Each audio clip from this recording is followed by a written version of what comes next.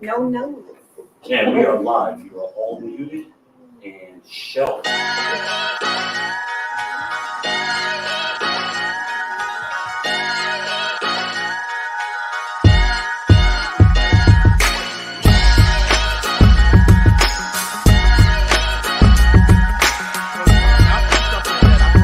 Enemy territory here.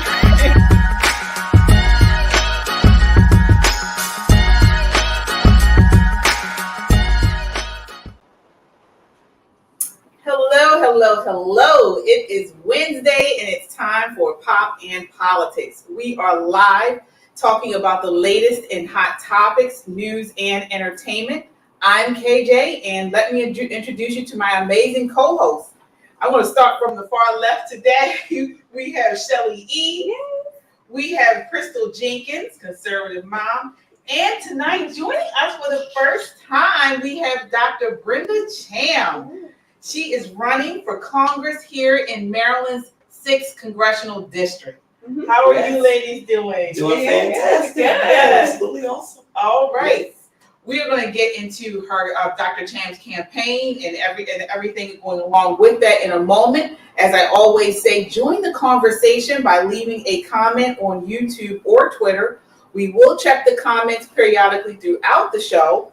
And don't just comment, subscribe. Subscribe to our social media so you always know when we post new content. Also, if you like independent media and want to support what we do, donate. Any amount is appreciated. You can check us out on our website at www.popandpoliticslive.com for up-to-date information. Again, we are a necessary voice in news and entertainment. All right, we have so much to talk about tonight. So keep your fingers on that keyboard, on your phone, and hit the comments. Share this broadcast, as I mentioned, and subscribe. All right, ladies, Let's set it off. All right. Let's talk about Yes, indeed. A lot going on. All right, so again, we do have Dr. Cham here with us tonight. But before we get into her candidacy, we're going to go right to the mass shooting that occurred here in Baltimore yesterday. So this was at Morgan State University. 5 people, including 4 students, were shot on the campus of Morgan State University last night, according to Baltimore City Police. The victims include 4 men and 1 woman between 18 and 22 years old, according to police. Police say the victims all suffered what are considered non-life-threatening gunshot wounds. Police also say they do not have anyone in custody for this shooting. I want you guys to take a look. This is a clip of Baltimore Mayor Brandon Scott commenting on the shooting last night. This is clip number 1. The women and men of Morgan State Police, BPD, fire, everyone that responded heroically out to this scene. But it reminds us all, again, that we are dealing with not just here in Baltimore, not just at Morgan State University, but across this country of the United States, an epidemic when it comes to guns and gun violence. And it's time for us to get serious about that, not just at the local level where we've recovered over 2,100 guns, but at the national level. We have to stop saying not one more. We need action now. There are things that can be done, particularly at the level of Congress, that could help stop the next shooting on a campus, at a church, at a supermarket from happening. And when is enough going to be enough? When will the sanctity of American lives and the sanctity of American college students and students that get their education outweigh the sanctity of American guns? That's where my anger is tonight, because my anger is with the people that pulled that trigger, and we're going to work alongside Morgan State and everyone else to track down these people and hold them accountable. All right. So, ladies, you see here, he says his anger is with, mostly he talked about guns, and he also mentioned with the people that pulled the trigger. I want to start with you, Shelly, tonight. That was his, again, you see another Democrat, another mass shooting, and they point to guns. Is that the issue? Well, for once, I agree with Brandon Scott in that I am tired of hearing about these shootings as well. That's where we agree. Where we disagree is the avenue and the methods for controlling it. What Brandon Scott fails to understand and realize is that people like him, or at least his party and his typeset, are making laws and making it easy for these pieces of shit to get guns. They still fail to realize that criminals don't give a damn about laws. And criminals, evil people, are hell-bent on murdering and snuffing out innocent people's lives. So that's where we greatly and significantly diverge. I agree. For all of us, it is heart-wrenching, and we're tired of hearing about people being slaughtered on the streets of Baltimore or any other street. But when these Democrats' policies and people put their policies in or implement them, they don't do anything except make more carnage. So when are these are supposed to be the elite and educated, when are they going to use their elitism and education to realize that their policies help to cause more death and mayhem? I'm sick of that too. Yeah, for sure. Yeah. For sure. I want to get your thoughts on this, Crystal. I mean, Pew Research study shows that, again, in the U.S., 59% of homicides or gun murders are done by handguns. Yeah. So is he talking about gun confiscation of handguns? Well, first of all, my condolences to the people who were hurt, to all the students that have to live in that. I definitely agree with him. Enough is enough, but at the same time, okay, so conspiracy theory Crystal is thinking why do you go to, there's things that Congress can do? It was just so odd, especially at the mayoral level. And he's been doing this for a while. He's not new to this game. And so sometimes it's just are they just trying to make the connection to, Shelley said, to get rid of legal gun ownership? But then at the same time, it's really, you think this is a mental health crisis? I think Vivek actually says it all the time. Vivek Ramaswamy, candidate, he always says if you have no consequences for things, this is what you get. I mean, and I'm not comparing this to parenting or anything like that. But if I keep telling my child I'm going to do something and then I do nothing, then they don't respect my authority. They're not going to listen to anything that I say. They literally take you as a joke.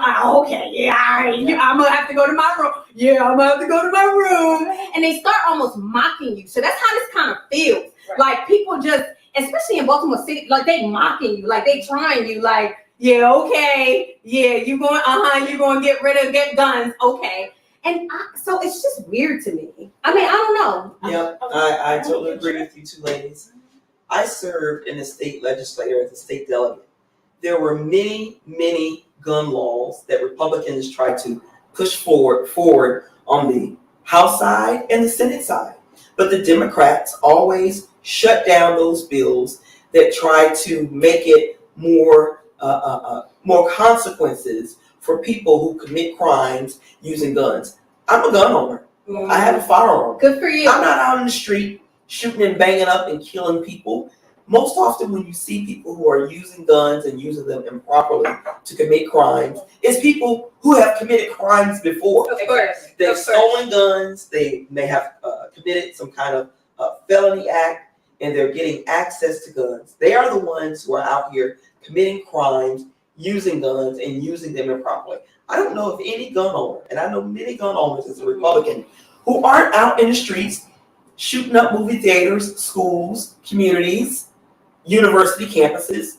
I mean, my goodness, my daughter is a college student. When I heard that last night, my heart just dropped. And I immediately called my daughter and checked on her. I can't imagine as a parent, you send your child to school to learn, to get their degree, and then you hear someone on campus is shooting. We've got to, the laws that we have in place, enact those laws, reinforce those laws, and people need consequences when they commit crimes and engage in these kinds of acts. Absolutely. Now let me ask you all, because the rise in crime we've seen since George Floyd's death all across the country, and from the time of the riots to the Summer of Love, so what they call it, there has been a rise in crime since then. We've seen that, and we've seen a decrease in policing. does that have anything to do with what we're seeing now? And Yeah, it's black and absolutely. brown people are being Absolutely. affected. Absolutely. I think that's Daddy one of is the not many home. factors. Daddy is not home. There's not been strong leadership at all in our president. God bless him. It's almost sad to watch how they're allowing him to just disintegrate. And when Dad's not home, I mean, the Bible actually says you bind the strong man and they take over the house, and that's what we're dealing with. So 2020, the summer of love, was just the start of it, and then after this sad man took office, then you get the results of that. Well, I think it's a little bit, I don't know, maybe a little more local than that. Yeah. In that in virtually every major city across our country, the policies that were implemented, you had the Soros-funded prosecutors, you had the mayors and the councilmen, whomever, the state representatives, they do not want to prosecute. And then they added the race part in it. You know, when you add in the race and the black people, everybody gets worked out. So these are the same people who did not want to prosecute the criminals, like you were saying, Brenda. They didn't want to prosecute the criminals because they don't want to have too many black and brown people with too many interactions with the police. Then they wanted to defund the police. Well, what do you expect to happen if, like you're saying, I'm not saying you're wrong, if you're saying there's no authority in the home. Okay, let's say that there's not. But then there should be authority in the society level, because we all have to interact with that.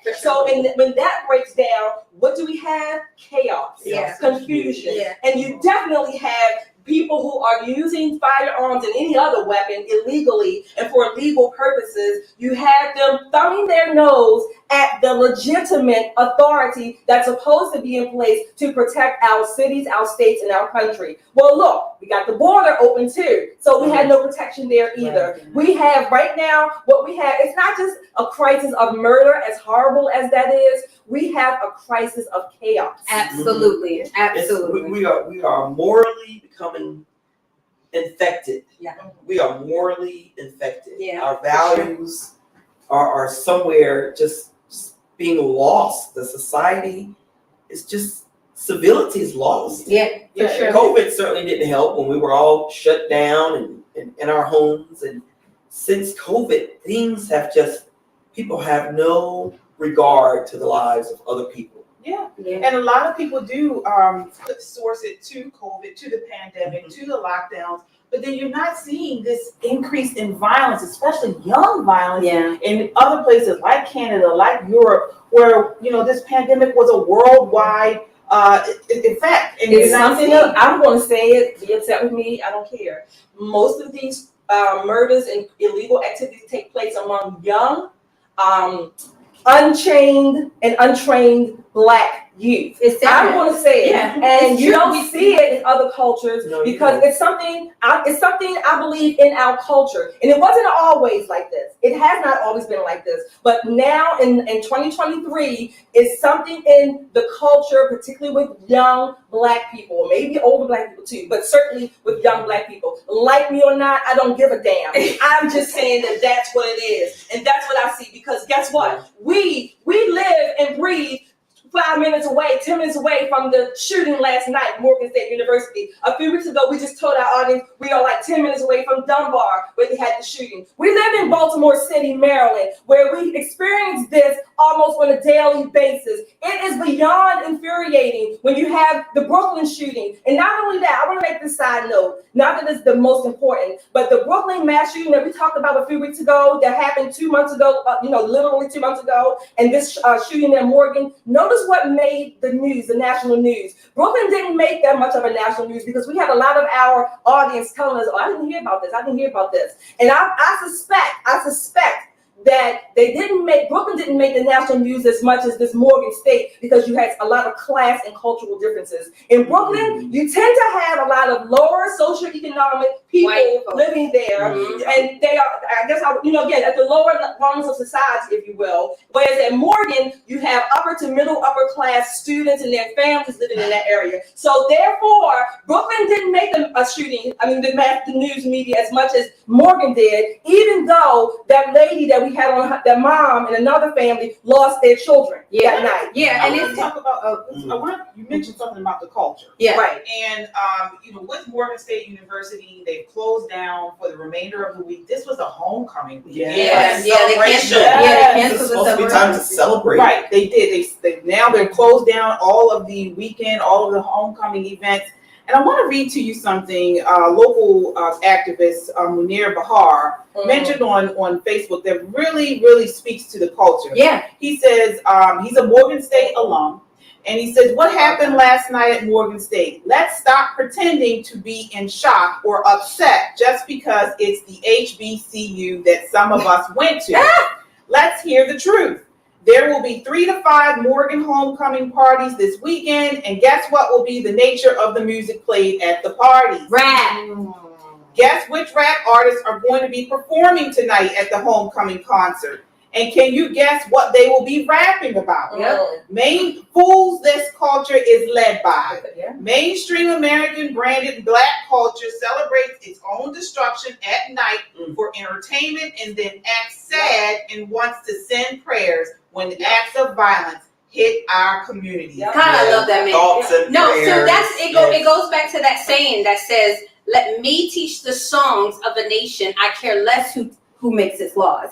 It's so true. In the black culture, first of all, you take a group of people and tell them that they're victims, and it doesn't matter how they grew up, but the amount of chemical in their skin that they absolutely had no part in making, and you tell them that they're victims, and you tell them that they're entitled, and you tell them 400 years, and you give them all these privilege, and there's oppressed, and then you add poison. Rap music is poison. I'm telling you, when I grew up, to Munir's point, who is buying it? Who's wait, doing it to ourselves? We have it to ourselves. Why? What I said before that at least again in 2023 or at least in this century, I look at black people. They look like me, right? Black people, we are like the minstrels of the world.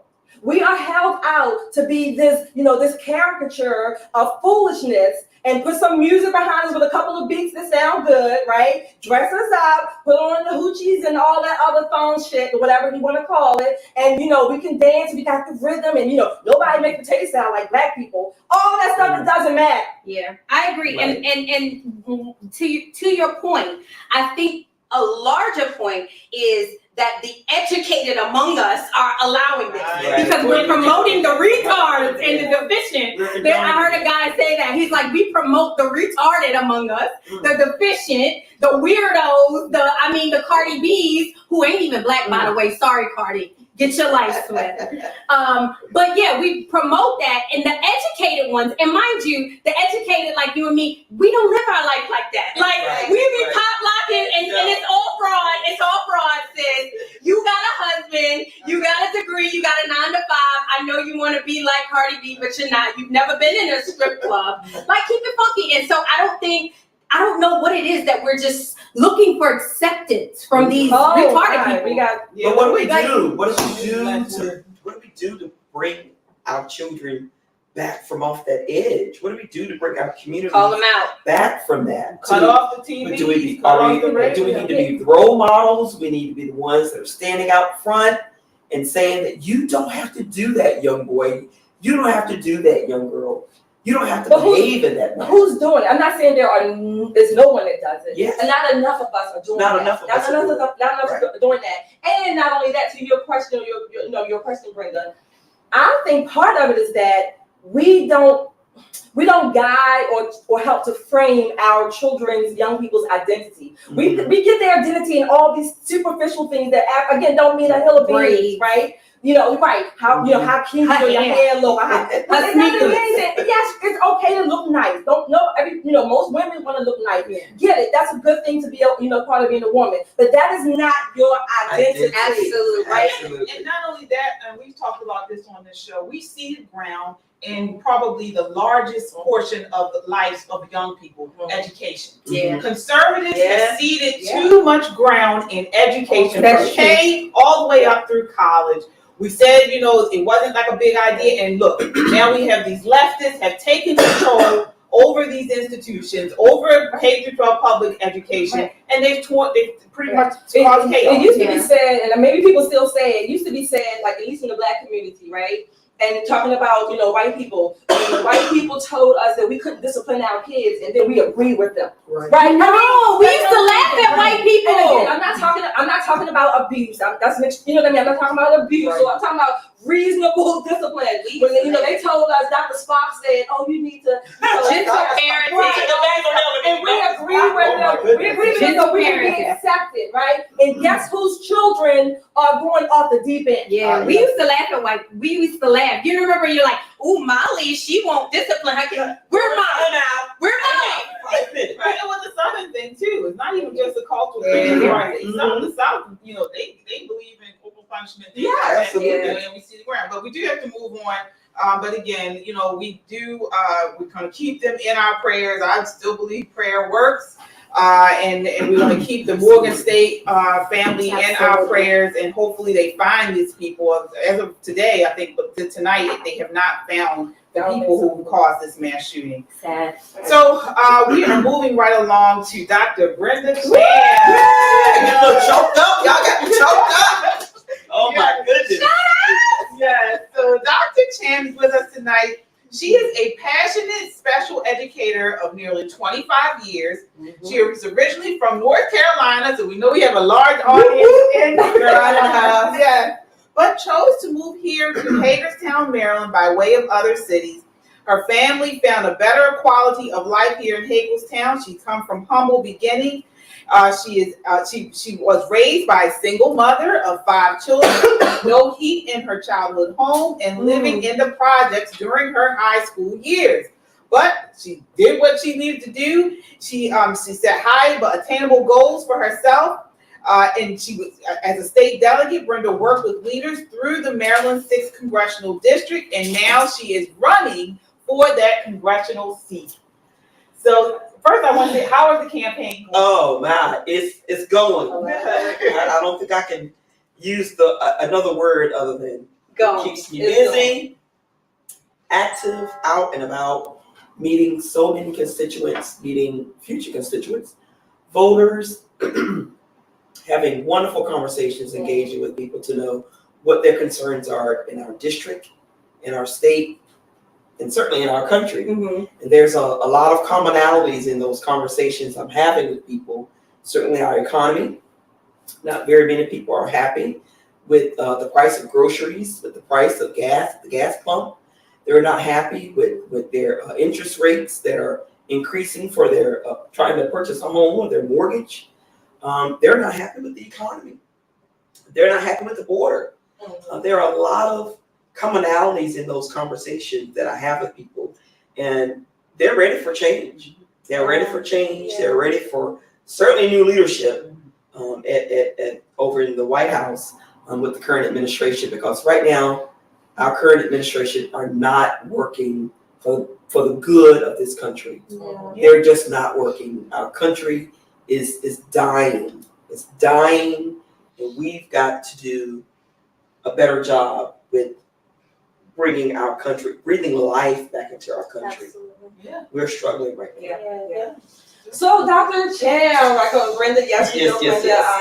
Disclaimer. So you're running for Maryland District 6 congressional, right? Congressional seat. That's correct. So I hate to bring this up, but I can't ignore it. Yes. Last night, the Republicans in the House, which is what you're running for, talk about current news, right? The Republicans in the House, I think they just made a huge error with removing Speaker McCarthy. If you were in the House at that time, how would you have voted? Oh my goodness, I knew that question was coming. That's a good question. We can always be, Monday morning quarterback. We always have this is what I would do if I were there. What we see on the media is enough of what they give us, what the media gives us. Now, I did watch it on C-SPAN, so you get to see it live as it's being carried out, going through that constitutional process to oust the House Speaker, Speaker of the House. We have that right to do that. Yeah. As those in Congress. But I will say, You know, that old saying, I'm from North Carolina, they say, you can't air in your dirty laundry. That's sometimes what Republicans do a lot. We air our dirty laundry, and the Democrats are making fun of that. So the 8 or 9 Republicans that voted to oust the Speaker of the House, and the Democrats joined them to doing that, to me, that just seems like, oh man, the Democrats they're probably having a party. They're laughing. They're laughing. They were actually laughing. They're laughing at us, and they're making they're making a joke. Right. I found it highly ironic, particularly, again, we don't have to go down this, I know other questions, but I found it ironic that Matt Gaetz was angry with McCarthy for, working with the Democrats to pass the CR, right, the continuing resolution. But yet, 8 of them joined the Democrats to get rid of him. Right, I mean, how ironic, right? But yes, but anyway, Republicans, we seem to always, know how to mess up a good thing. Yeah, but I will say, at the very beginning of this process, when Speaker McCarthy was voted as Speaker, and he was voted, he got the votes after 15 rounds of voting and managed. He should have known then at that point he was going to be on thin ice. The first mistake that he makes, you can best believe, and I think it was just inevitable. They were just waiting. They were waiting for him. They were waiting for him to falter and to mess up, and he did. He reneged on some of the things that he promised. A lot of the things did not come through, and what happened is part of the process. Yep. Yeah. So how do you So I'm Team Matt Gaetz.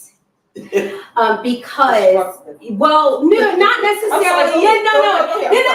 I appreciate you saying that. Not necessarily destructive as much as the same thing what we're saying with the law and order. Like, how much does your word take into play when I know it's a team sport and I know you have to, but Matt Gaetz actually responded to that. He said what's good for the goose and what's good for the gander. He said, I played the hand that I was dealt because he played his hand that was first. So he worked with the Democrats because Speaker McCarthy worked with the Democrats, and he said he wasn't going to do it on some specific things. So how do you, if you are elected and you're in that situation, what do you think is the best way to handle, especially, my personal belief is bipartisanship is killing this country. But no, seriously, it is a demon, okay?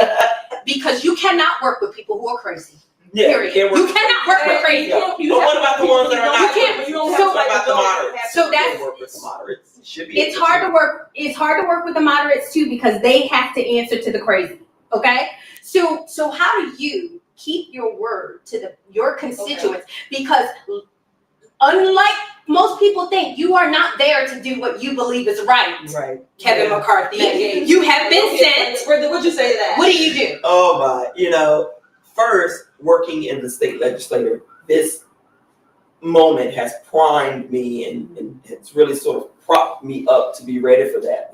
Because in my district, when I was a state delegate, I represented a district that was majority Democrat voters, but I was a Republican. And when you are in the state legislature, you're not just representing people in your party. No. You're also representing Democrats who are the majority. So now you're like, okay, where do you go with this vote? And your representation is by way of the way you vote. That's how you show you're representing the voice of the people. So this word that I know some Republicans don't like, there has to be some compromise. Of course. Now, you're not going to compromise on those things that are the true tenets of republicanism. Right. Some things you were just like, I'm pro-life, I ain't going to compromise on that. I can forget it. I'm not doing it. I don't care how many Democrats say, you got to support it. No, I'm not doing it. We're not going to compromise on raising taxes. No, that's one of the tenets of Republicans. We don't do that. We're not raising taxes. So there are some things that are non-negotiables. We're not going to negotiate it. We're staying true to what Republicans believe in. But then on the other hand, there are some things that, okay, let's have a conversation.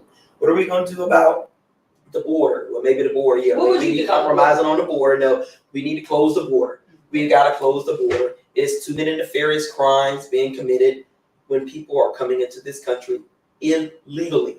Illegally. That's the key. They're coming illegally. We have to shut down the border.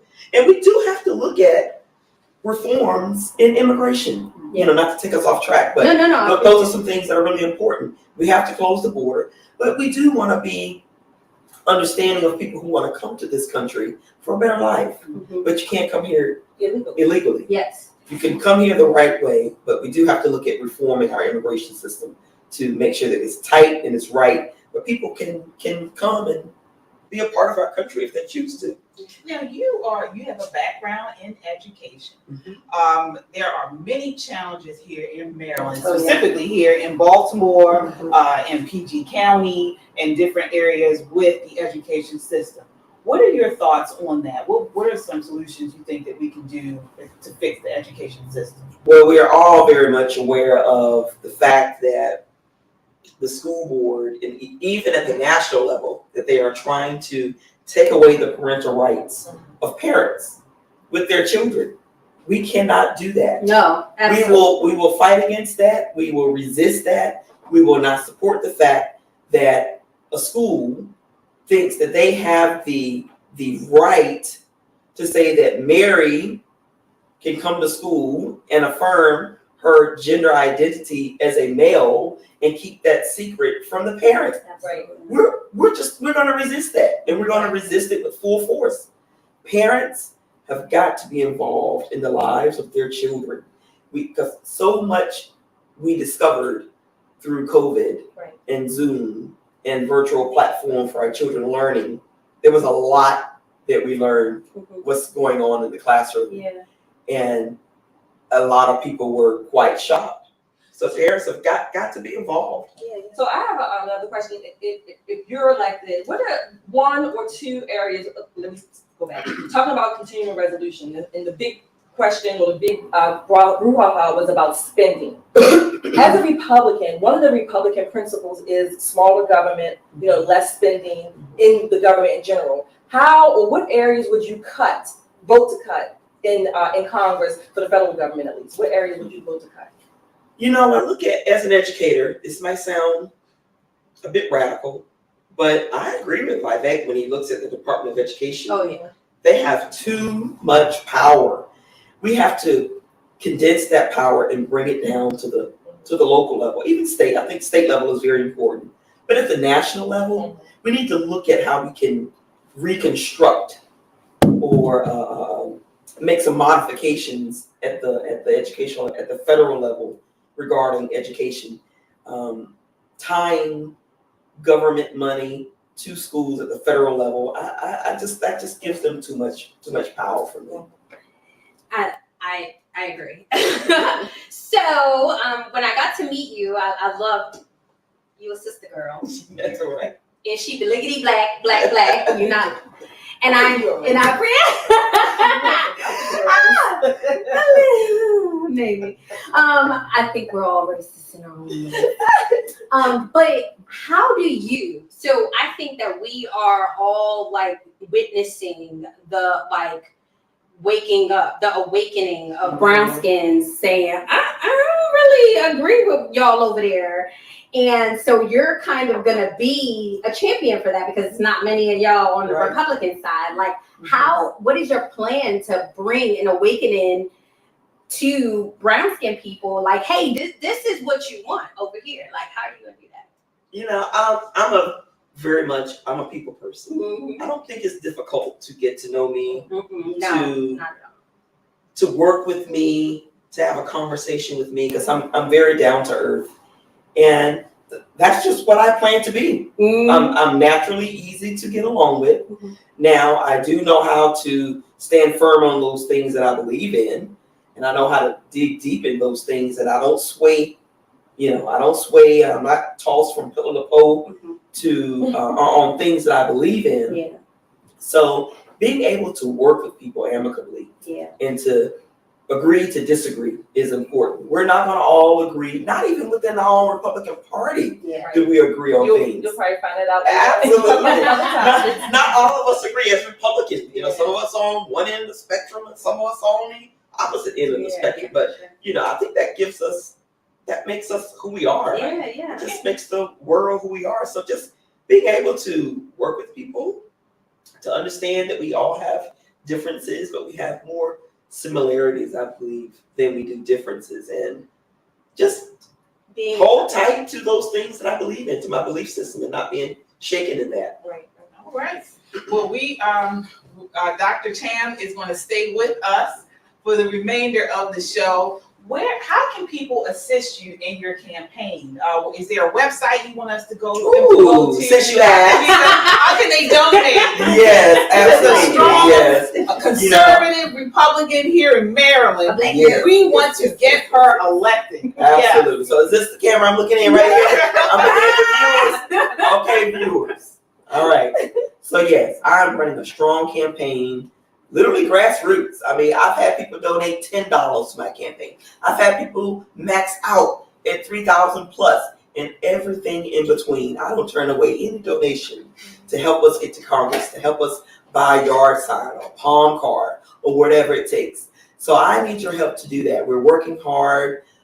We don't shy away from conversations with people or reaching out to me via Facebook or via email, but you can certainly go to my website, which is www.brendacham.com. Now let me spell that for you. It's BrendaThiam.com. So my last name is pronounced Cham, but it's spelled Thiam. So that's BrendaCham.com. Reach out to us via my website. You can send a message that way. I'm also on Facebook. You can look me up through congressional candidate Brenda J. Cham. Those are the best ways to reach me. And I'd be delighted to hear from you, and I look forward to hearing from you. Thank you so much. Absolutely. Thank We you. are going to move right along. We have more topics to discuss and get your feedback on. And the next one is actually about Congress. So we're talking about Democratic Congresswoman Crockett. Jasmine Crockett. So Representative Jasmine Crockett was serving her first term representing Texas' 30th congressional district, laid into Republicans on last Thursday for investigating Biden's alleged corruption while ignoring evidence against Trump. Take a look at this. This is clip number 2. Because when you're talking about impeachment, you're talking about high crimes or misdemeanors. And I can't seem to find the crime. And honestly, no one has testified of what crime they believe the president of the United States has committed. But when we start talking about things that look like evidence, they want to act like they blind. They don't know what this is. These are our national secrets. Looks like in the to me. This looks like more evidence of our national secrets, say on a stage at Mar-a-Lago. When we're talking about somebody that's committed high crimes, it's at least indictments. Let's say 32 counts related to unauthorized retention of national security secrets, 7 counts related to obstructing the investigation, 3 false statements, 1 count of conspiracy to defraud the United States, falsifying business records, conspiracy to defraud the United States, 2 counts related to efforts to obstruct the vote certification proceedings, 1 count of conspiracy to violate civil rights, 23 counts related to forgery or false document statements, 8 counts related to soliciting, and I could go on because he's got 91 counts pending right now. But I will tell you what the president has been guilty of. He has unfortunately been guilty of loving his child unconditionally, and that is the only evidence that they have brought forward. And honestly, I hope and pray that my parents love me half as much as he loves his child. Until they find some evidence, we need to get back to the people's work, which means keeping this government open so that people don't go hungry in the streets of the United States. And I will yield. Wow. All right. Oh my goodness. Little Miss Wig went off. It was the wig. It was the Louis brooch. Girl, bye. Didi was saying my wig. So, yes. My wig. So she went off on this. Now, this is the impeachment trials. And of course, like a regular Democrat, they got to take everything back to President Biden. I'm sorry, President Trump. Wait a minute. Oh, God. They just love Trump rolls off of their tongue and throat like Got him. They love 45. Too much. Oh, my Lord. Colt 45. They love him. I want to get your thoughts on this first, Shelly. I mean, how did you respond to this? wait a minute. Oh my, really? They just love him. That's what they Trump. Look, this winch, okay, it was just theatrics, it was performative, because there's actual evidence, and but they do need to bring indictments. I agree with her there. The Republicans in Congress need to get off their asses and bring the indictments. You have bank statements, we have phone calls, we have again, the drug deals, right? Got the drug deals being snuffed up the nose. We do have evidence, but the Republicans in all their shenanigans need to get themselves together and bring the actual indictments. This, again, what's her name, Crockett? Yeah, Jasmine Crockett. But in the meantime,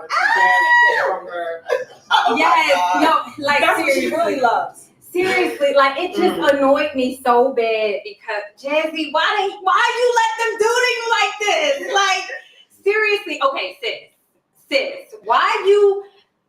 It's the brooch and the wig and the theatrics. and none of us believe that. We all know. Okay, the streets is talking. We all know that Hunter is a crackhead. He foul. I mean, But just say I would rather y'all say nothing. Come on, hip hop. We need to sit this one out because we all know and have had people that's like crackheads in our family, and yes, their mother and their father love them unconditionally behind their TV. Boo-boo, you don't come up to sis' job, you don't come up to mama and daddy job, making her lose her good government unionized job. So why they send the sister girl to do that? It's just weird to me. And why she let them do that? She knows it's We are wrong. the minstrels of the world. And it's sad, sis. Sit down. Ain't you know it ain't right. You can love your child Oh yeah. unconditionally, but you don't condone their behavior. No. Right. You chastise the behavior. You don't condone it. Of course you're gonna love your child through mistakes, mishaps, things that are out of line for the way that you taught them growing up, but you don't condone it. They not coming up to your job. Yes. And not You only don't that, condone it. you don't condone it on the American people. Well, yes, exactly. The American people. Yes. This is I want to go through just a couple things we have on Joe Biden and the Biden corruption. House Oversight Chairman James Comer, Kentucky Republican, said bank financial records have revealed more than $20 million in profits from foreign business deals. Many of them dating back to Mr. Biden's time as vice president, as much of the money flowing into the bank accounts of 9 Biden family members. This is American tax dollar money. This is money.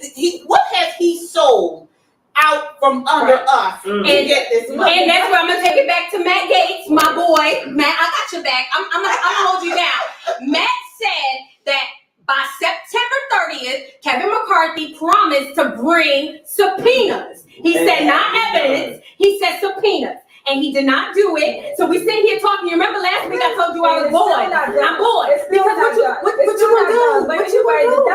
definition of corruption, and this is from the Department of Justice website, the definition is a breach of the public's trust by government officials who use their public office to obtain personal gain. So again, Biden has personally gained, yes, Joe Biden, the senile one, has personally gained from his drug addict son sniffing up the profits. He has personally gained from that, the big guy, right? He's personally gained. And earlier we talking about, our children not being raised or having things like that. So in my family, I have a drug addict relative. Right? Everybody. But guess what? My grandmother, it was one of her children. Guess what she did not do? She didn't condone it. No. She said, "You getting the hell out of here." Yes. That's what she did. That's what she did. You ain't stealing my tea. She put her own child out. I know She put her own child out. I work hard for myself. I love you, son. I love you, Jimmy. Yes. But, Here's $5 so you don't rob me. And guess what? She put her own child out. And guess what? We still love this person. Yes. And when this person, my relative, comes around us, guess what we all do? Hide your kids, hide your wife. We hide our persons. That's right. Yeah. But you still love them though, right? Yeah, exactly. And Jasmine, you know that. Well, not black unless she says so. Oh, Just yeah. what Joe Biden said. It's the You're not yeah. black Right, if you don't say this stuff. That's true. And But the brown gives it away. she really put on a performance to show just how black she is. With the flipping of the hair. The profanity. And yes, they said, I okay. love to see a black girl show up authentically herself. Girl, you was not doing that on that job interview, and you know you wasn't. Now you acting all brick. Girl, bye. Yeah. So she had Jesse, to show. calm it down. She had to show out. Calm it down. I'm really excited about the evidence and additional information. I mean, a lot of this stuff is kind of falling by the wayside this week or today and probably the rest of the week because of this the Republican nonsense going on. But I hope we get back to the business of bringing this information forward to the American people. Yes. I mean, Subpoenas. right. We have, in 2019, he took totaling $260,000 from Chinese nationals. The wires were sent to Biden's address, his home address in Wilmington, Delaware. Oh, you mean it wasn't in Scranton? You know that's where he's from. Right. So, yeah, we got to get this information out and let people know of this corruption. Get it back. And I honestly believe, we're talking about the impeachment inquiry. I believe he should be impeached on the border alone. This man has failed to protect our borders. That is enumerated in the Constitution. But they say it's closed. I don't understand that. They say the border is closed. The border is not open. Yeah, if you keep saying it like I'm a boy. And when you just keep saying it, when you go to the federal courts, the circuit courts, and the different circuits, to have Texas remove the barriers that they're placing in the Rio Grande. When you sue the states, the border states, Arizona, Texas, when you sue them so that they won't be able to stop the illegals. Ex New York and Minnesota. Wait a minute. Remember the old saying? Is this loud or is it Memorex? Right. Ex New York if the border is closed. Right. And when the Democrat mayors are and I'm sorry, talking about that. Didn't Adams just go down to Mexico to plead with the Mexican president to keep his people there? He's no longer black. We so embarrassed. I know. So Biden has revoked. You ain't black. Yeah, you bought his black card. Yeah. But I mean, on a serious note, we need to ask this in Minnesota. This was just last week, I believe, an illegal immigrant gang kidnaps 3 girls, including 11-year-old in northern Minnesota, rapes and tortures them. Yes. This is not a one-off. We've had several illegal immigrants, even here in Maryland, committing heinous crimes, murdering, raping. These are people that aren't supposed to be here. Yeah, and Republicans said that they had they had a bill on the floor that was going to help with that. But one of the other agreements was single issue bills. Yeah, they don't want a border bill with a whole bunch of stuff in it. Well, they wanted a border bill. Now we don't have any, but to your point, KJ, you don't hear when Brandon Scott started off talking about Congress needs to make this gun control law, but you don't hear them talking about Congress actually doing what they're supposed to be doing and helping to protect the border, appropriating the funds or reducing the funds from other foolishness so that the border can be, the wall can be built. You don't hear them talking about that. But you're right. We have all these illegal immigrants coming into our country, and they are helping to contribute to the crime. Absolutely. Yep. Well, we will continue to follow this story. Hopefully, we'll get back to these impeachment inquiry trial and get all this stuff coming out that they have against the Bidens. So, moving right along, we are here to our counter view segment. A high school teacher in Missouri and a cop in Minnesota are both being investigated for creating OnlyFans accounts. And a woman running for political office in Virginia is under fire for posting live videos where she's getting it on with her husband. Yes. See, I didn't even have to say what they were doing. You know what they're doing. These were all accounts that you had to pay to subscribe to. And the question is, should this ruin their careers? But one of the things, because it's a teacher and a police officer, maybe the idea, if you pay teachers and police officers more money, they won't have to find side gigs. Yeah. But that's me. Listen, we do what we can with what we got. That's right. And it's always been. This is a road women have been able to turn to if they needed to. This is a little different because it's you and your. All right, so that was Whoopi. They're talking about a situation, if you guys didn't understand, where a teacher, and I believe it was a police officer, right, are turning to OnlyFans to get additional money. And the question is whether that should be okay for a teacher to have an OnlyFans account. I'll start with you, Shelley. What are your thoughts on this? Yeah. Absolutely, it's okay. Shelley. Absolutely. I don't know. I think they said the officer was her husband, but nevertheless, she's a teacher. She's an adult. OnlyFans, as far as I understand them, they are private, paid-for subscriber accounts, however that works. But absolutely, I don't think it has anything to do with her skills of teaching, for teaching students anything. It's a private account, and again, yes, students can break into whatever. That's all there. They can break into it anyway. So, but she is an adult on her time and on her dime. Absolutely, we're talking about parental rights earlier, but she's an adult. Yes, she should be able to have an OnlyFans account. Absolutely. Crystal, morality. Because let's talk now. You are a parent. You have young kids. Would this be an issue for you if you found out a teacher had an OnlyFans account? It is an issue for me. I mean, it should be an issue for everybody, and I respectfully disagree with you.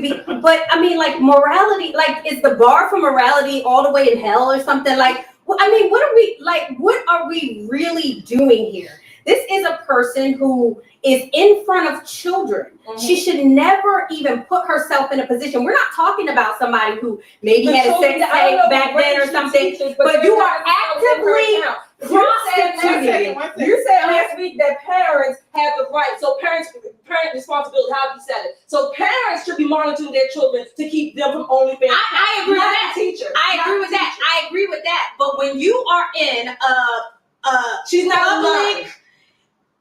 She's in public education. She's in education. She's a teacher. Like, you're selling it. OnlyFans is prostitution. I mean, like seriously. So your side job cannot conflict with the job that pays your bills. Her side job was a private account. And then Whoopi is ignorant. We're talking about Whoopi, right? But anyway, she's ignorant. She's ignorant because then she gets into teacher pay. First of all, she don't know what teachers get paid because some teachers are very paid well. If you don't like your salary, you're more than this is a free country. This is a free country. It's a free country. According to this woman, she was doing this for pay. I think she got somewhere about $8,000 a month. She did need the money. According to this woman, what I'm reading, this is there's other ways that you can get $8,000, sis. But anyway, this is a free country, and so for Whoopi to be a black woman, knowing all the issues that we struggle with our kids being able to focus anyway, because I bet you there's little black kids in there like talking about, oh, look at my teacher's boobs. No, it does. Culturally, we are over-sexualized as a people, and our kids are over-sexualized. It doesn't matter. It doesn't matter. She might as well. So the kids have access to things. And then for you to relate it to the fact that she's not making a lot of money, like I think that's really selling it. It's selling her. Yes, please. Whatever happened to working at Sears part-time? I remember my teachers working part-time. When you saw them in the mall, you would so get it. Oh my God, Miss Jones is working part-time at BC Moore's, which was a store where my mom shopped. It was a very affluent store. But whatever happened to working? I taught special ed. I mean, I have a doctorate degree in special ed. But when I just had a master's, I was making pretty good money. But okay, I agree. Thank you. The jig is not just saying, but the point I'm making is that maybe we should get out of our heads all these idealized versions of who we think should be. This woman is an adult. That's all I'm saying. I mean, I'm about the morals here. That's all I'm saying. I wouldn't She's an adult. But that's what she wanted to do. That's prostitution. I would. Hey, baby, I'm for legal prostitution as an adult. You want to suck your body as an adult? Not as a teacher. Not with taxpayer dollars. No, I didn't say taxpayer dollars. No, what I'm saying. No, I'm saying she's accepting taxpayer dollars and having a secret life. She does her job, and on her time and dime, she wants to prostitute herself. If you want to use that on OnlyFans, but that is not taxpayer money. Well, let me ask you this. Let me ask you this. Yeah. How are you not being hypocritical? We were just talking in the first segment about the culture. Yes. So the culture we have here in the black and brown community, Over-sexualized. and then we have You over-sexualization, said that. things like that. But again, what isn't this saying? No, I don't something think about so. the I culture think when it's you called have her being an adult. a And on teacher? her private time, It's and not with her private. private account, It's a not private. subscriber-only account. And It's again, not private. why is it not? Nothing online is private. Exactly. It's No, OnlyFans. You have to pay for that. You have to pay for that paywall. It doesn't matter. It's not private. Yes, it is. Private is the privacy It's a of private your own. business. No, it's not. It's not in front of a camera. It's a private business that people pay for. That's what I'm saying in that sense. Private in that sense, you have to be an adult to pay for it. But it's not whatever private. the services are. It's not private. Yeah. It's supposed Once it get No, onto the it's not. internet, it's no longer private. If you go on OnlyFans, I don't know. If you go in, you don't have to pay as a paywall or It something. doesn't matter. It's not private. agree. It's something that's out in the public, and you She's an can't do adult, it. and she's an adult, and again, what she's doing is not illegal. And just because you or somebody may not do it doesn't mean it's illegal. Teacher. Everything does not have to be regulated to the nth degree by government or anyone else. There are things in society, even on the conservatives need to get down here and understand that just because I don't like it, it may not fit my moral framework. That's okay, it doesn't. But that doesn't mean that everybody else or this particular lady is doing something wrong necessarily or illegal. She's not. It's a paywall. Her, just like Whoopi, need to find another job. Okay, you need to find another job too. Yeah. Yeah, I Make all the money you can I would on your fire. OnlyFans page, whatever your name is, lady. All right, so you can see that was certainly a very heated discussion, and we do have some comments. I do want to acknowledge some of the comments that we have here. We had we have some super chatters here also, so I want to acknowledge those super chatters here. We have Giovanni Patterson, super chatter. Thank you so much. We certainly appreciate that. We also have Krista. Hey, Krista, you see we're heated tonight. Thank you so much, Krista. Really appreciate it. And Levi says, imagine Wasting the sass. Okay. Defending her body. I know she could have been used for so much good. Yeah, girlfriend. yeah, Like you're right. school choice. Right, but she has to prove that she's black. So, there we have it. Biden won't want her if she's not shilling for him. He questions your blackness if you don't vote for him. So that's what she was doing. School A white man choices. tells her she's black or not, and she falls in place. Black folks want good schools. Right. All right, so we will continue to monitor that. Again, that is our counter view segment. So each week we take a look at something crazy that the view states, and we respond to it. Now, at least this week, you see, Shelley is agreeing with what we're over. But we generally do not do that. So definitely look out for our counter view segment. We are moving right along to the mailbag. So we did get, guys, we do love when you guys send us mail. You send us to at the email that I said in the beginning of the show, www.popandpoliticslive.com. You can go right there on our website and send us a mail, or through the YouTube. If you have a comment, a question within the comments, we certainly will review those and respond. So this week we do have a mailbag sent to us from our website. This was in response to a clip that we put out last week of Crystal. Take a look at the clip first. God, unpopular It's opinion. silly. White people, this your fault. Oh, This your expand fault. on that. White How? folks, this is your fault. Please. It's your fault. Your husband just Be- walked in. You Yeah, gotta make no, sure you represent.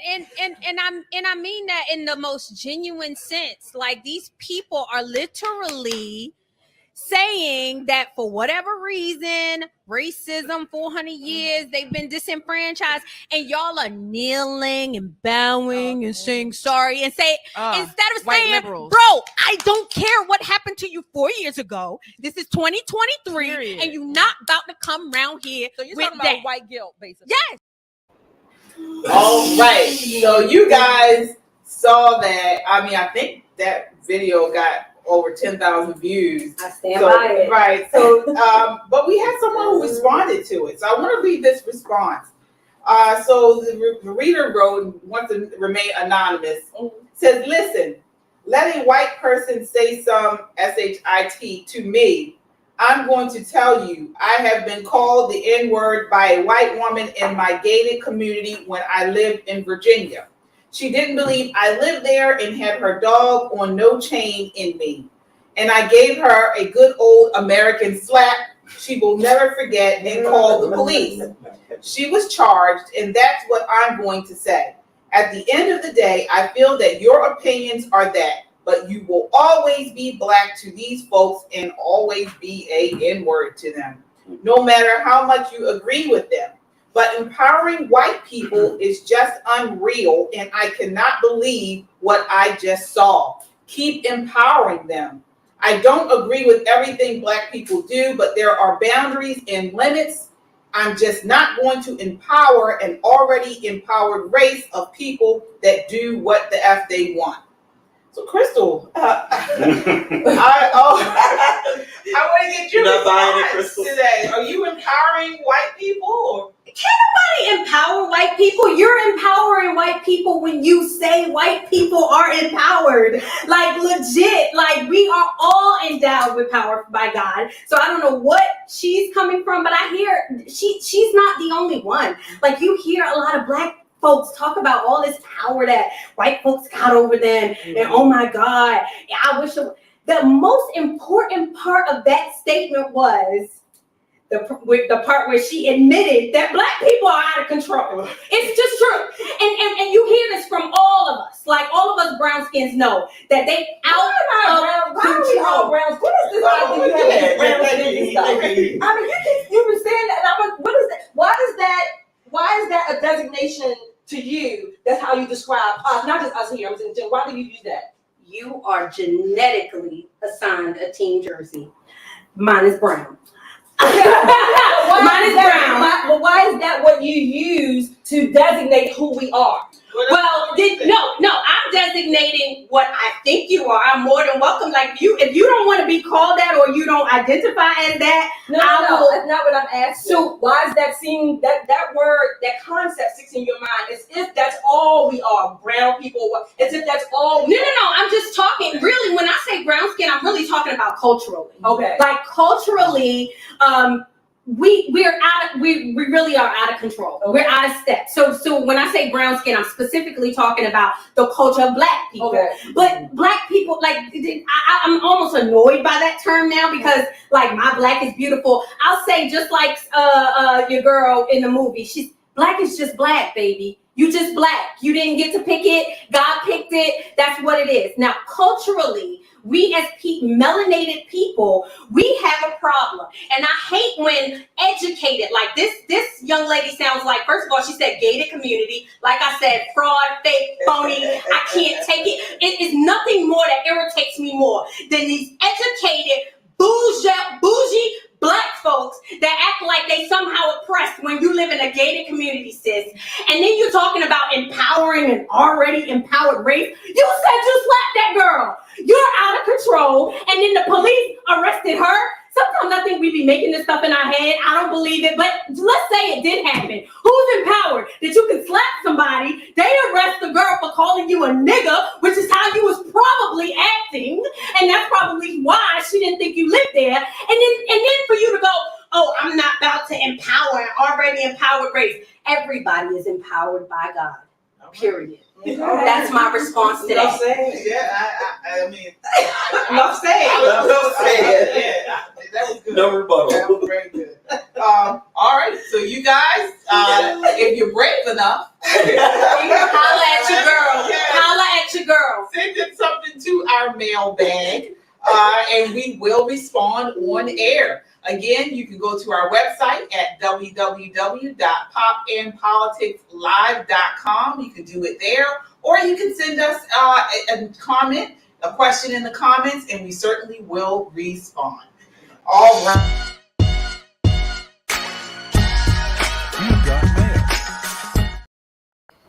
Yeah, so that's our mailbag. Yes. All right, so we are moving right along to our final topic of the night, which is Kirk Franklin. So, Kirk Franklin is, if you guys don't know, he is a Grammy award-winning gospel singer, 53 years old, and he just recently put out a documentary on how he found out that the man he thought was his father all of his life was not. So the documentary details the events that led up to him finding out who his real father is.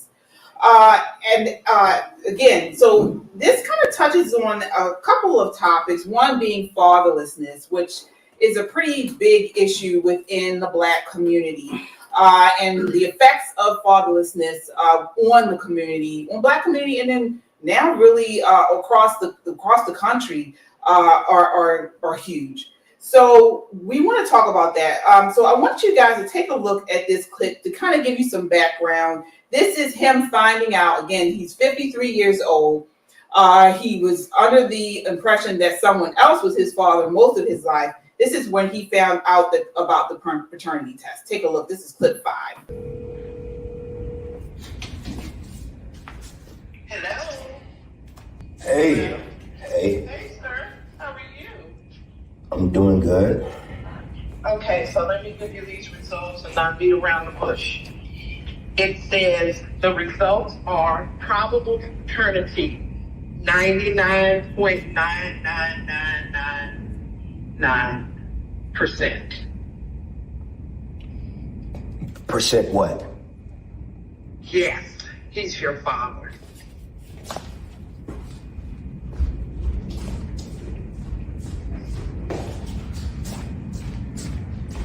Right there. What? It's here. What?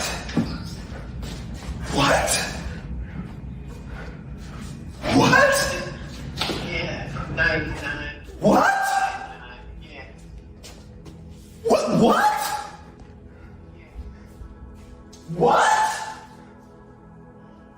What? This man is my father? This man is my father? My mama lied to me again? I buried the man I thought was my father. I flew to Houston and made peace with him, but in 2017, I got an anonymous phone call that he was dying of cancer. His name's Dwight. I said to him, I'm told that I'm the biggest selling gospel artist in history. I'm told that I've done this, the first of this, the first of that I've won more this than that, more than that. But because I did not have you to tell me who I was, I have always been the most insecure man in the room. And he looked at me, he said, I understand what you're saying. Yeah, I understand what you're trying to say. That's all he could give me. He couldn't give me anything else. And I had to take it. And that was my last time seeing Dwight. Tammy, I'm adopted. And I've lived my whole life trying to figure out who I am. I'm saying that I have hated one man my whole life.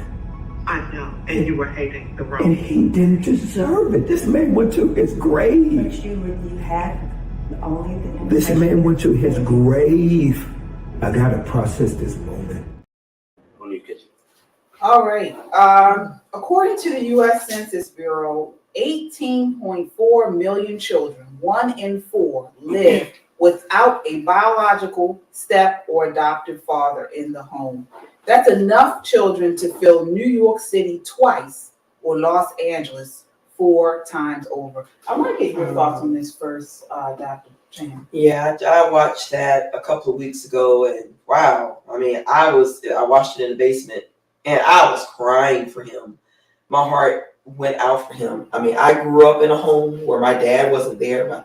My parents divorced when I was young. My mom raised 5 kids, and I didn't have a good relationship with my dad until I got older. And I know that emptiness that you have in your heart when your father is not there. But that was like a whole nother level. Like what the mom did, that is just unfathomable, that one man he was told was his father is not his father. And then, you didn't show this part, but the mom still denied after 2 DNA tests that the man that is his father, she kept saying, no, that's not your father. I mean, how do you feel about your mom at that point? Mm-hmm. And, my heart just goes out for him. But that is definitely a thorn in the Black community. Fatherless homes. And it impacts children. It impacts children when they become adults that we may not think about. But it impacts people. Now, when you become adult, sometimes you can say, all right, you know what? Let me just man up or let me woman up. I'll be okay. But it impacts us greatly in the Black community. Yeah, I want to go on to the next clip. I want to move to you next, Crystal, but I want to go to the next clip to get this in. So this is clip number 6, when he meets this man that is his actual father for the first time. Take a look here.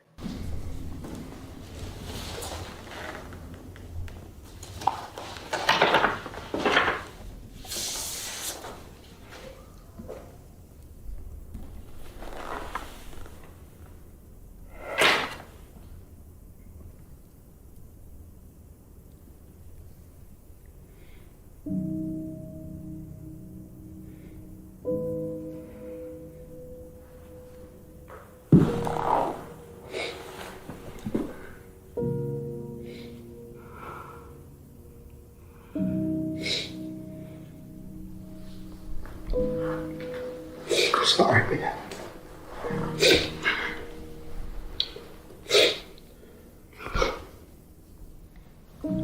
It's not your fault. You didn't know. I'm sorry. Hey, didn't know. I didn't, man. You didn't. And had I known, you would have known. And I would have been a... You didn't know. You didn't know. All right. Oh man, it's filming. Let me get myself. No, it's fine. Come here, man. Come here, man. Give me a chance. This is gonna be a lot, but I wanna hug you. Please forgive me if it's not the best hug. No, bro. Just.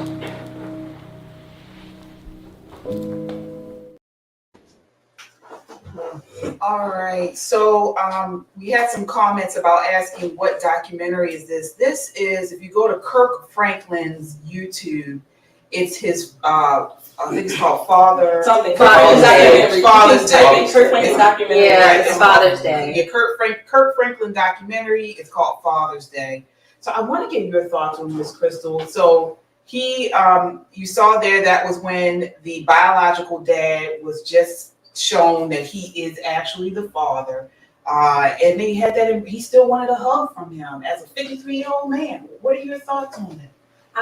I'm trying to balance having compassion, because I know that fatherlessness is an epidemic in the Black community, but that's a 53-year-old man. He is rich. And he's a believer. My only issue with Kirk Franklin is that he's a believer. And we don't act as the world does. We are to be separate, saith the Lord. And the believer's response to trauma, mind you, he just mentioned that he is one of the biggest names in gospel and Christian artists and everything. You meant it for evil, but God meant it for my good. And I'm not saying that he can't hurt. I'm not saying that he can't hurt, but he cannot curl up like a little boy when we know the story of Joseph, who's thrown in a ditch, sold into slavery, and all that for God to take him to the top of the mountain. I would liken his situation to be like that. And I felt like it should have been more guiding to how men handle trauma. There's not a single thing that a 53-year-old man can do about the fact that they didn't know their father. But one with the resources like him to curl up on a couch. Imagine what the dudes in prison are doing. Imagine what the kids on the streets are doing. They're hopeless. I mean, like, if you who rich and have Jesus and you have Christ and you have this message and you curling up on the couch like a little 5-year-old boy after God has immensely blessed you, I cannot tell you how I vehemently am disgusted by that. One stop. So I want to do, before we respond to it, I want to play the last clip. This is clip number 7, where he tells his mother. Now this is his response from his mother of finding out that this is his biological dad. Take a look. When I was homeless and hungry and begging for food and at the pawn shop, pawing at Gertrude's lawnmower just to get some food, taking Carrie on down to the child support office by myself. I'm behind on my child support and he's got to go with me because I ain't got no babysitter. My car's been repoed off the church parking lot. That's my story. This I cannot accept because this is not true. And I apologize from the bottom of my heart on this. 2 tests that I put in front of you. I need to hear you. I need to hear you clearly. The little Kirk, the little boy Kirk needs to hear you. Are you saying that you reject the results of these 2 tests? That's what I need to hear. Yes. My denial, is that going to put a wedge between you and I? Yes. Okay. Yes. If you can't give me this, no hug, no word of encouragement, no sugar, no joke, nothing can substitute what I deserve and what I've needed and what I've missed. He just wants the truth. The DNA. The DNA. Yes. I need my mom. And I need my son too.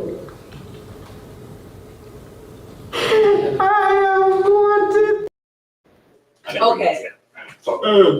All right, so that was the final clip. And just to get, I really encourage you all to check out the documentary on Kirk Franklin. You just Google Kirk Franklin's Father's Day story. But to this day, he has not spoken to his mother for denying the paternity test. They took 2 tests, and she denied him. I want to get your thoughts on this. A couple things. I want to address what Crystal was her response, and to me, Crystal's response is reminiscent of a lot of women who don't believe that men have feelings. Right. Number one, and we think that their feelings are irrelevant, and I think that is characteristic of a lot of women today. So that's number one. Number two, I don't even know why this documentary was made. I think it's all for commercial reasons to help sell his new album. And let me say this. I loved Kirk Franklin when he first came out, especially when he first came out. I think he's a wonderful, creative musician. I am not judging his motives about his relationship with God or anybody else or whatever for that matter. But I think this was just all for commercial reasons, right? But I'm not denying his pain. Number 3, I have a little slightly different take on this idea of mom, dad, biological mom and dad. To me, the person who deserves the title mom and dad are the people who are actually there doing the work. Agreed. So granted, I understand how painful it may be for him to find out that this other man was not his biological father, but that was the man who did the work. So I think he still deserves the honor of being called dad or whatever. Now his mom denying the paternity test, that's a different story. I still wasn't even clear if she actually knew that this man was or was not his father. I think she did not know who the father was, and she said that this other man who died was. But again, I think this is a more serious version of a real housewives or house husbands of something. That's just my thought. And again, I think it's mostly for commercial purposes. And again, I'm not against capitalism, but I think that was the reason for this, because he has another album coming out. But having said all that, his feelings and his experience, whatever, I think to minimize that, because it's real, whatever the trauma may be, and whatever his relationship with Christ may be, does not negate the fact that as a human being on this side of earth, he does have feelings. So let me say, because so I think what people fail to realize and understand is the trauma of adoption. Okay, so and again, my mother was adopted. And she had her birth mother gave away she gave away 7 of them and kept 2. Each one that was given away, they went to good homes, but they still, to adulthood, the ones that are still alive, carry this idea of rejection, right? This idea of hurt. Why did she get, even though they had good lives, why did the birth mother give them away and keep some? And the ones she kept, didn't have the best life. Right. But they still question it. And even my mother, with her relationship with us, she always said that we were, her kids, her daughters, we were blood. She had that connection with us that she never had with her biological mother. So that is number one. There is a lot of issues with somebody who is adopted. That what he said, I sat with my mother and she has cried just like he had. Let me ask you. So I think this was real. I thought it was real too. No, I'm talking about his emotions. I think it was commercialized at all. That's why I say that because he's a 53-year-old man, I think that was very dismissive of his emotions. I'm not negating that. Let me ask you this: as far as adoption, when we have, according to this the Adoption Network, we have about 4.5 million adoptions that take place in the U.S. every year, right? So, is it better? What would we have people do? We want to leave the children in the foster home, or do we want them to be adopted? We have to teach people how, especially if they're a believer. That's why I really don't want to seem dismissive of his feelings, because I do believe that men have feelings. However, he is claiming to be a Christian, and we have to teach people how believers handle trauma. Going to your point. What do you want us to do? Do you want us to abort you? The mom gave you up for adoption, right? That's a good thing. What else do you want her to do? And we do not talk about promiscuity in the Black community or other communities. Oh, back in the day, they used to be very promiscuous, and if they didn't know the father, they just threw them off. And so I hate that we keep saying that this woman lied. It is very possible that she didn't know. She didn't know who was her baby daddy. She knew. We would like to. We would know. Was on there trying No. Kirk Franklin.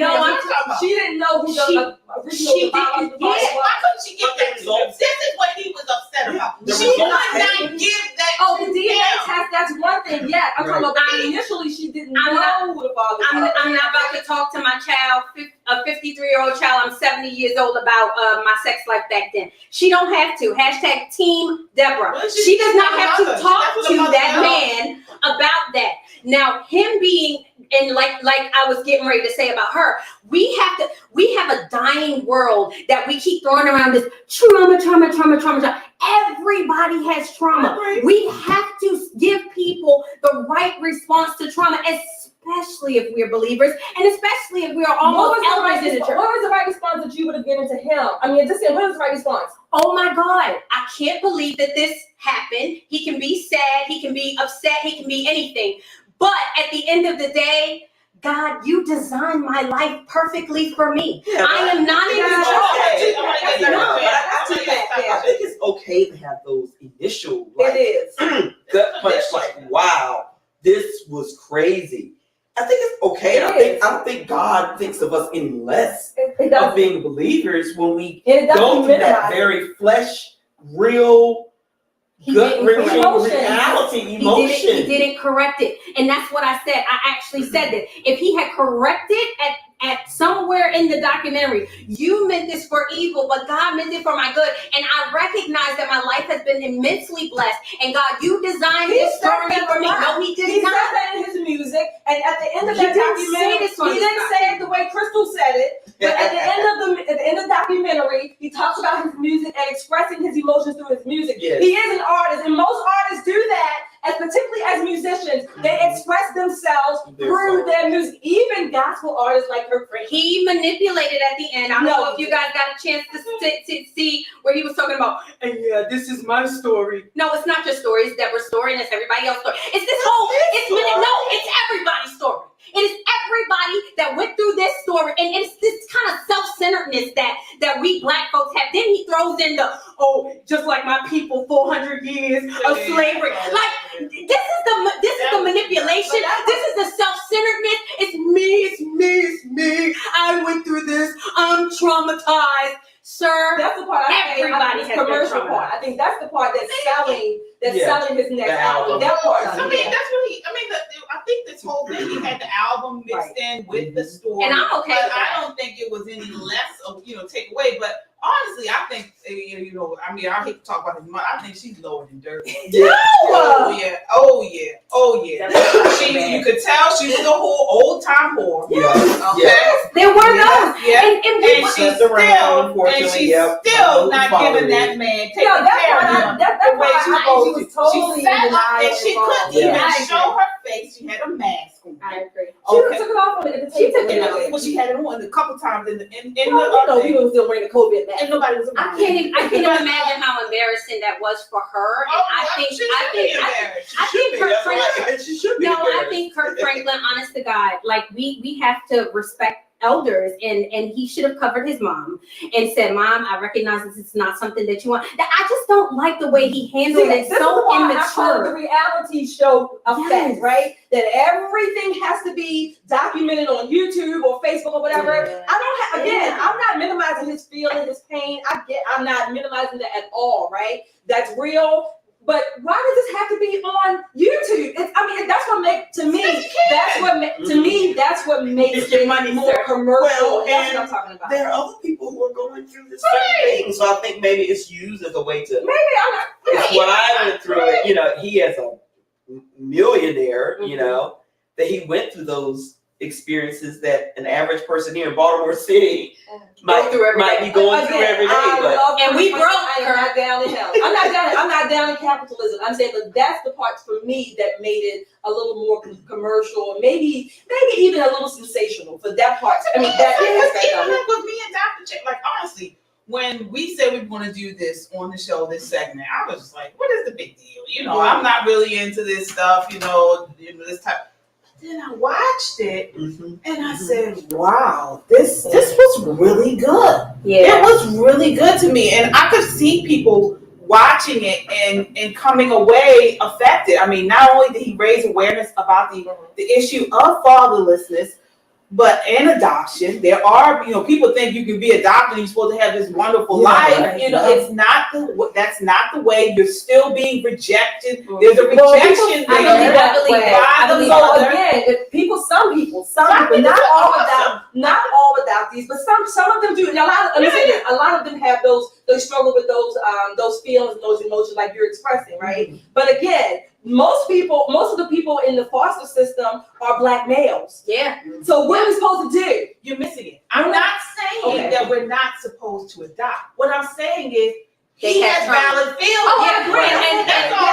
And I wasn't saying that, and I want to clarify, I wasn't saying that he doesn't have feelings. I do not believe that Black Christian men, now everybody else, but Black Christian men should not be exhibiting these types of, like he curled up in a ball, like almost like he was 6 years old. He talked about his brokenness. And honestly, y'all can say whatever y'all want to. Y'all can say whatever y'all want to. We reject those men. We laugh at those men. We say we want Black men to be emotional. No, we don't. We say we want. Hold on. Let me look at the camera. Let me look at the camera. We say we want Black men to be emotional. We say we want them to be in touch with their feelings. We actually laugh at y'all. We be on the phone. Girl, he cried. Girl, he cried. And what you say when he cried? What you say when he cried? Well, Girl, I ain't know what to say. We don't want a black man was- walking around here twitching their asses. Right, holding it all showing in. stuff. That's what we don't want. We don't want them want that. acting like bitches with fingernails piled, fingernails painted, and worrying about. That's what we don't want. We don't but want we no want men emotional to be men. real, and when they have moments of grief and pain, they want to be able to express them. Thankfully, his Through wife your was wife. there. That's right. And To your wife, not to the he camera. publicized it. But he publicized it. Would you agree with this? Yeah. Not to the No, camera. We don't want the to see it. Bible says there's a time and place for the greed. There's a time. Yes. Yeah, well, this was the time. It's not. With Tammy. Now, And that's what I say. This ain't a commercial. By publicizing this, it made it commercialized. Again, I agree know the with commercial you. piece That's what was I'm to talking help about. other people who are going through So that then, same okay, experience. then That's what I there's think. pros and cons on each side. And probably some, getting that album out there to people. Right, But true. it's a mixture of all that. Yeah. Which is fine with me. The commercial side. all right. Well, we do have to. We are at the end of our Woo, time. Yeah. My goodness. Yeah. You too. All right. I want to leave you with the last word, Dr. Oh, Cham. Again, wonderful. anyone who's just coming in, this is Dr. Brenda Cham. She is running for the congressional 6th seat here in Maryland. Final words, Dr. Cham, for you. Thank you. Sorry, I've been coughing. It's allergies, I promise, ladies. That's all I've got going on. Thank you so much for allowing me. I watch you ladies. I go back and look at you. I share your videos, to all, because I think you ladies are really just resilient, conservative Republican women that are doing your thing, and we need to do this more often. So yes, I'm running for CD6, which is in Maryland, Western Maryland. That includes the northern tip of Montgomery County, all the way west to Garrett County. So you've got Frederick County, Washington, Allegheny, and Garrett. We're going to be out in Garrett County, actually Allegheny County in November, getting to know the voters there, spreading the message, talking to them about what their needs are for their communities, because Garrett County looks totally different from Montgomery County. So I will be, I am professing it. I'm saying that I will be representing my constituents in Congress coming up in a year or so. And we're just going to work hard. We're going to work hard. We're going to meet people. We're going to talk. We're going to hear your concerns so that we represent you properly in Washington, D.C. So again, to reach out to me, you can go to my website, www.brendacham.com. That's BrendaThiam.com. You can also find me on Facebook, congressional candidate Brenda Cham. Reach out to me. I'd love to hear from you. I need your support. $20, $100, $50, whatever you have to help us get to Congress. We need all those funds that we can. I also solicit your prayers to help us fight the good fight on behalf of all of us here in Maryland and, of course, America. Thank you so much. Absolutely. So please, guys, go to her website. We always talk about how can we help good, conservative, constitutionalists. Dr. Cham is running for office here in Maryland, liberal Maryland. We need to change this state. And So- just for the record, she does not have an OnlyFans page. Right. No. My mama raised me better than that. Yes, No. yes, indeed. You could pay for it, baby. You can't So afford it. go to her website and check her out. All right, guys, this brings us to the end of the show. Thank you so much for watching. Continue the conversation by, again, commenting on YouTube, Twitter, and Facebook, and subscribe. That way you get up-to-the-minute content when we post, and we appreciate your support. We are an independent media, and each time you subscribe, it does make our voice that much stronger. We are a necessary voice in news and entertainment. You can check us out on our website. Once again, that is www.popandpoliticslive.com for up-to-date information. Guys, we have gotten your requests for ads, for sponsorship. We are just getting to it. We thank you so much for reaching out. Continue them. We're going to start putting out these ads and sponsorships probably within the next couple of months. We appreciate your support. Thank you, everybody. So we're going to start doing that. Continue to email us your requests, and we will get to them as soon as possible. All right, until we are on the road to 50K subscribers. Yes. We hit 30,000 subscribers. Yes, we did. So we haven't been on here for a year, guys. You are the community that supports us. We thank you so much. We thank the moms, the dads, the patriots, the constitutionalists, the conservatives. We love you all and we thank you for your support. 30,000, the road to 50,000 is on. So we're going to hit 50,000 subscribers by the end of this year. So please share this broadcast. We have to do this. We have to get the word out. You know, this country is falling by the wayside. It is falling. It is failing. And Marxists and liberal progressives are ruining this country. And it's shows like ours, it's people like you that will change it. So please share. All right. Again, we look forward to connecting with you next week. Until then, count your blessings and live a life of purpose. Good night. Good night.